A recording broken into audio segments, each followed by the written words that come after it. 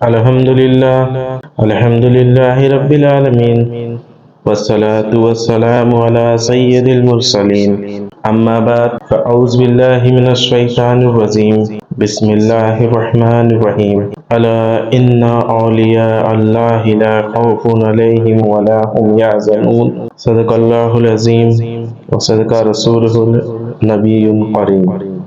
برادران اسلام، السلام علیکم ورحمۃ اللہ وبرکاتہ۔ ناظرین، ربیع الاخر کے مبارک مہینے میں ہم غوث پاک کی حالات زندگی اور کرامات بیان کر رہے ہیں۔ پچھلی ویڈیو میں آپ نے غوث پاک کا علم اور تقوی کے بارے میں جانا۔ آج ہم غوث پاک رحمۃ اللہ علیہ کے بیان کی باتیں آپ لوگ کے سامنے پیش کریں گے۔ حضرت بجاج رحمۃ اللہ تعالی علیہ فرماتے ہیں، میں نے حضرت سیدنا شیخ عبد القادر جیلانی رحمۃ اللہ تعالی علیہ سے سنا کہ آپ رحمۃ اللہ علیہ کرسی پر بیٹھے فرما رہے تھے کہ میں نے حضور سیدی عالم نور مجسم صلی اللہ تعالی علیہ وسلم کی زیارت کی۔ آپ صلی اللہ تعالی علیہ وسلم نے مجھے فرمایا، بیٹا تم بیان کیوں نہیں کرتے؟ میں نے عرض کیا، اے میرے نانا جان صلی اللہ تعالی علیہ وسلم، میں ایک عزمی مرد ہوں، بغداد میں فصحاء کے سامنے میں کیسے بیان کروں؟ آپ صلی اللہ تعالی علیہ وسلم نے فرمایا، بیٹا اپنا منہ کھولو۔ میں نے اپنا منہ کھولا تو آپ صلی اللہ تعالی علیہ وسلم نے میرے منہ میں 7 دفعہ لعاب مبارک ڈالا اور مجھ سے فرمایا کہ لوگوں کے سامنے بیان کیا کرو اور انہیں اپنے رب عز و جل کی طرف عمدہ حکمت اور نصیحت کے ساتھ بلاؤ۔ پھر میں نے نماز ظہر ادا کی اور بیٹھ گیا۔ میرے پاس بہت سے لوگ آئے اور مجھ پر چلائے۔ اس کے بعد میں نے حضرت علی ابن طالب کرم اللہ تعالی وجہہ الکریم کی زیارت کی اور میرے سامنے مجلس میں کھڑے تھے اور فرماتے ہیں کہ بیٹے تم بیان کیوں نہیں کرتے؟ میں نے عرض کیا، ہے میرے والد، لوگ مجھ پر چلاتے ہیں۔ پھر آپ نے فرمایا، اے میرے فرزند اپنا منہ کھولو۔ میں نے اپنا منہ کھولا تو آپ نے میرے منہ میں 6 دفعہ لعاب ڈالا۔ میں نے عرض کیا کہ آپ نے 7 دفعہ کیوں نہیں ڈالا؟ تو انہوں نے فرمایا، رسول اللہ صلی اللہ تعالی علیہ وسلم کی ادب کی وجہ سے۔ پھر وہ میری آنکھوں سے اوجھل ہو گئے اور میں نے یہ شعر پڑھا، فکر کا غوطہ جن دل کے سمندر میں معارف کے موتیوں کے لیے غوطہ لگاتا ہے، پھر وہ ان کو سینے کے کنارے کی طرف نکال لاتا ہے، اس کی زبان کے ترجمان کے تاجر بولی دیتا ہے، پھر وہ ایسے گھروں میں کہ اللہ عز و جل نے ان کی بلندی کا حکم دیا جو طاعت کی عمدہ قیمتوں کے ساتھ خرید لیتا ہے۔ حضور غوث اعظم حضرت سیدنا شیخ محی الدین عبد القادر جیلانی قطب ربانی رحمۃ اللہ تعالی علیہ کا پہلا بیان اجتماع برنیہ میں ماہ شوال المکرم 521 ہجری میں عظیم الشان مجلس میں ہوا، جس پر ہیبت و رونق چھائی ہوئی تھی۔ اولیاء کرام اور فرشتوں نے اسے ڈھانپا ہوا تھا۔ آپ رحمۃ اللہ علیہ نے کتاب و سنت کی تشریح کے ساتھ لوگوں کو اللہ تبارک تعالیٰ کی طرف بلایا تو وہ سب اطاعت و فرمانبرداری کے لیے جلدی کرنے لگے۔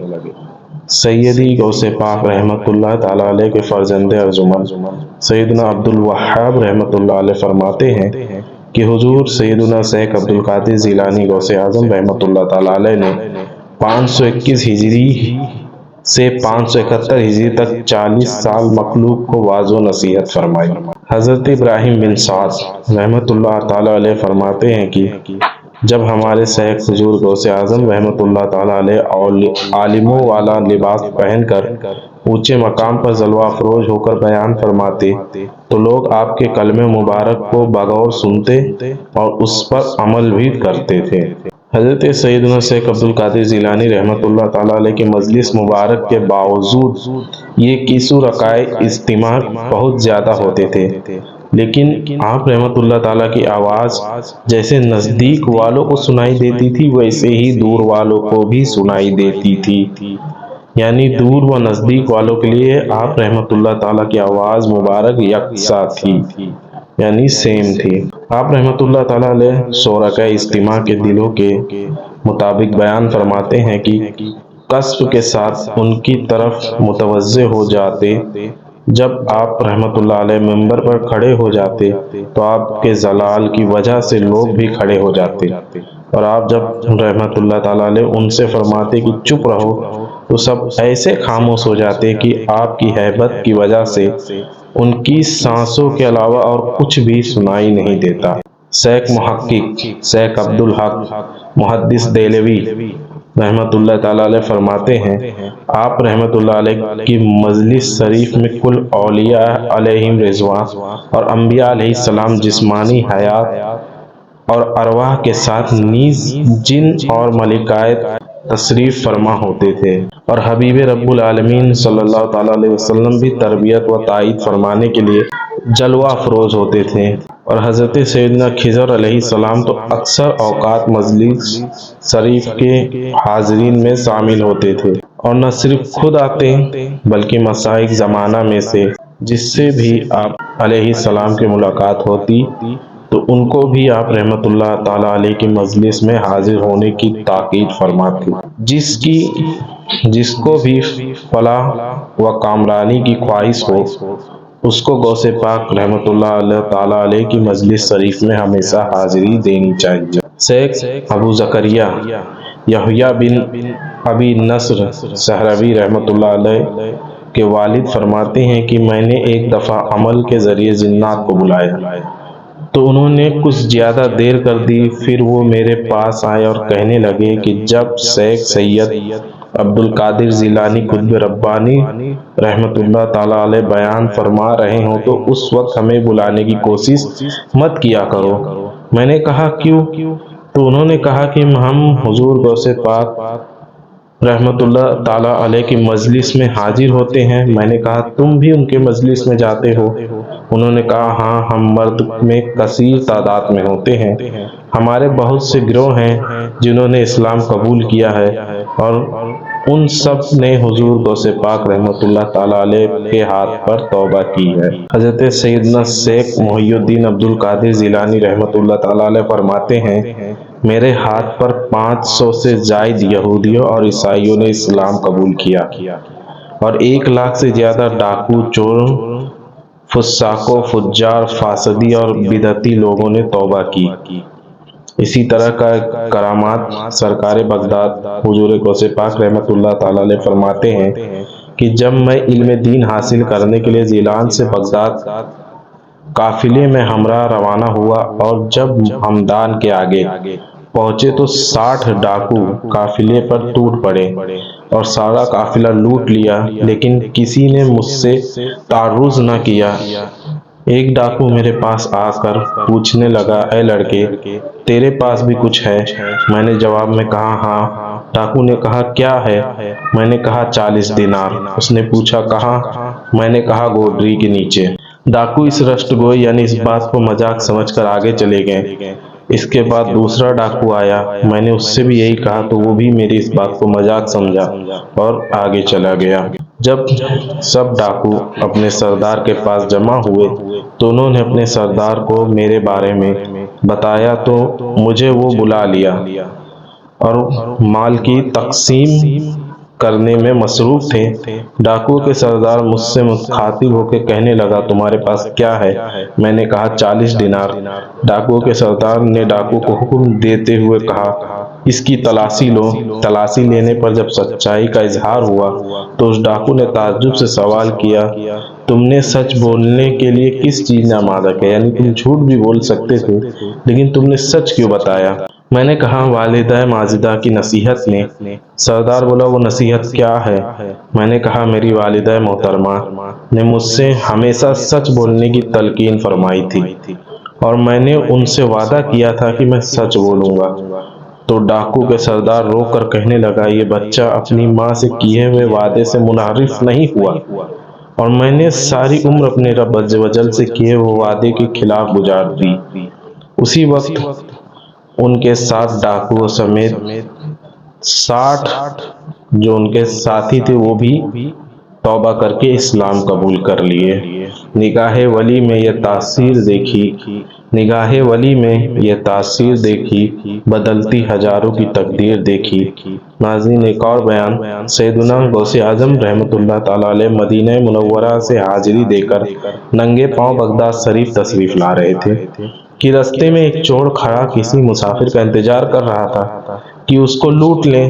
آپ رحمۃ اللہ علیہ جب اس کے قریب پہنچے تو پوچھا، تم کون ہو؟ اس نے جواب دیا، دیہاتی ہوں۔ مگر آپ رحمۃ اللہ تعالیٰ علیہ کسک کے ذریعے اس کی معصیت اور بد کرداری کو لکھا ہوا دیکھ لیا، اور اس چور نے دل میں خیال کیا شاید یہ غوث اعظم رحمۃ اللہ تعالیٰ علیہ ہیں۔ تو آپ نے اس سوچ پر فرمایا کہ ہاں، میں غوث اعظم رحمۃ اللہ تعالیٰ علیہ ہوں، کہ میں ہی عبد القادر ہوں۔ تو وہ چور سنتے ہی فوراً آپ رحمۃ اللہ تعالیٰ علیہ کے مبارک کندھوں پر گر پڑا، اور اس کے زبان سے یہ نکل گیا، یا سیدی عبد القادر سیئا للہ، یعنی اے سردار مجھ پر اے سردار عبد القادر میرے حال پر رحم فرمائیے۔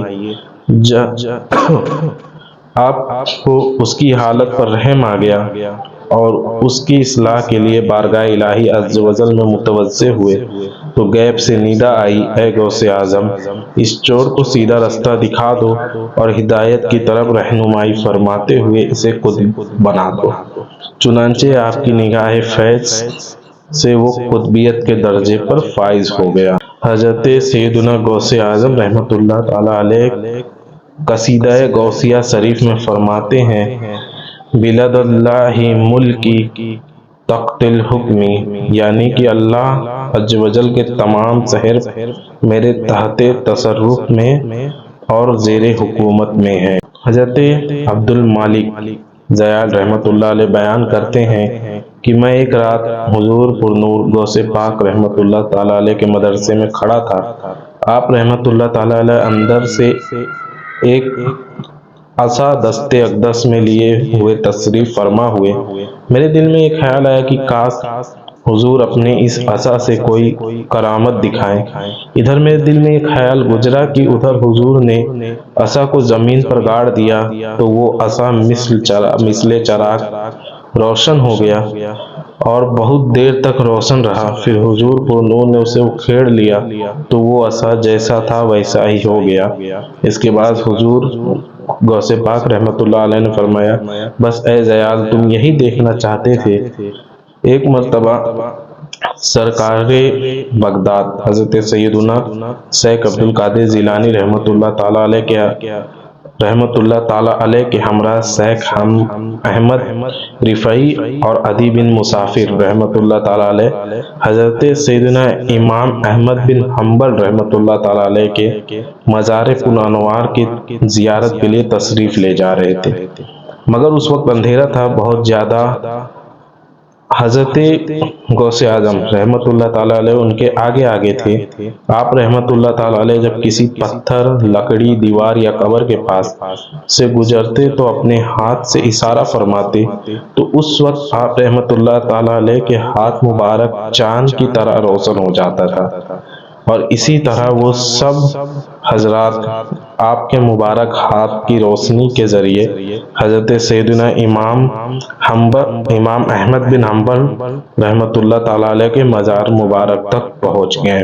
اللہ عز و جل نے آپ رحمۃ اللہ تعالیٰ علیہ سے وعدہ کیا ہے کہ حضور سیدنا غوث اعظم رحمۃ اللہ تعالیٰ علیہ فرماتے ہیں، میرے پروردگار عز و جل نے مجھ سے وعدہ فرمایا ہے کہ جو مسلمان تمہارے مدرسے کے دروازے سے گزرے گا اس کو میں عذاب میں تخفیف یعنی عذاب میں کمی کر دوں گا۔ اس کے آگے ہم انشاءاللہ حضور کے مدرسے سے گزرنے والوں کی بخشش اور چند کچھ اور واقعات بیان کریں گے۔ تب تک کے لیے السلام علیکم ورحمۃ اللہ وبرکاتہ۔